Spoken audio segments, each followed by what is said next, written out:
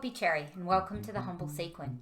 Today on the Humble Sequin we're going to learn how to attach a feather onto a stave. This is basically what we're going to use to build a fan, just like, oh, it's on the other side, just like the one you see behind me.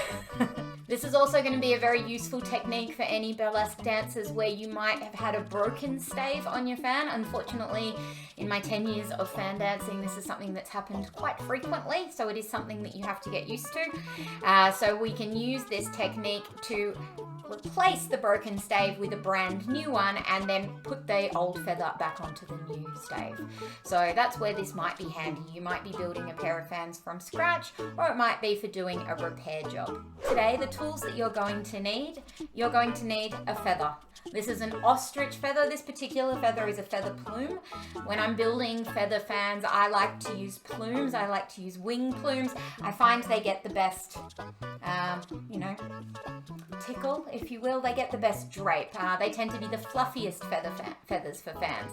Obviously, though, you could use any feather that you like, but in this case, we're using an ostrich. You're also going to need your stave. This particular stave is one of the cheaper ones that they make at Hot Fans in China. There's plenty of other suppliers though that will make staves. There's some fabulous Australian local suppliers and ones internationally. We'll be popping a list in the description of this video of some of the places that you can go if you'd like to get some staves to build your own. In this instance, I'm using a Hot Fan stave because that's the one that came with my pair of fans. You're also going to need a piece of wire. This piece of wire that I have here is actually a piece of floristry wire that I've just bought at a craft store. You can use any kind of thin wire so long as it's nice and pliable. So that's basically what we're looking for, is something that's thin and that's going to be easy to work with. We're also going to need some pliers. I've got two types of pliers here. One is a pair of wire cutters. The other one is a pair of bent nose pliers. You can just use a regular pair of straight nose jewelry pliers for this as well. Personally, I just find it's quicker and easier to use the bent nose pliers. Both of these have just come from a cheap set of jewelry pliers that I've picked up at a craft store. So your first step that you're going to do is you're going to cut your wire into pieces. If you're attaching one feather onto a stave, you're going to need to attach it with two pieces of wire. If we're attaching two feathers, you'd need to use 3 pieces of wire because you'd want a little bit extra reinforcement there. But I'm only going to use the 2. I'm going to cut my piece of wire here, so it's probably, I don't know, what is that, about 1.5 inches? I'm going to cut another piece the same. If in doubt, cut them too long. It doesn't matter if they're too long because we're going to trim them later. Both of those pieces of wire I'm going to bend into a little U shape. So you can see what that looks like there. Yeah, the other one. So I'm just bending it into a U shape. Lovely. So now we're going to attach them onto the stave. The stave will have multiple sets of double holes here. Which holes you use is really about how big you want your fans to be. The closer you position your feather towards the bolt, so this hole here is where our bolt would go in, the smaller your fan is going to be. The further away you go, the larger your fan is going to be. So it's about what sort of wingspan you want. So now what I'm going to do is I'm going to place my pieces of wire into my stave. So I've decided I want to have a longer wingspan. So I'm going to push that through those holes there. And I've just kind of opened it out so that it doesn't fall out. I've seen people who make their fans differently. I like to have the wire coming up from the underside of my fan, and then I like to sit my feather on top.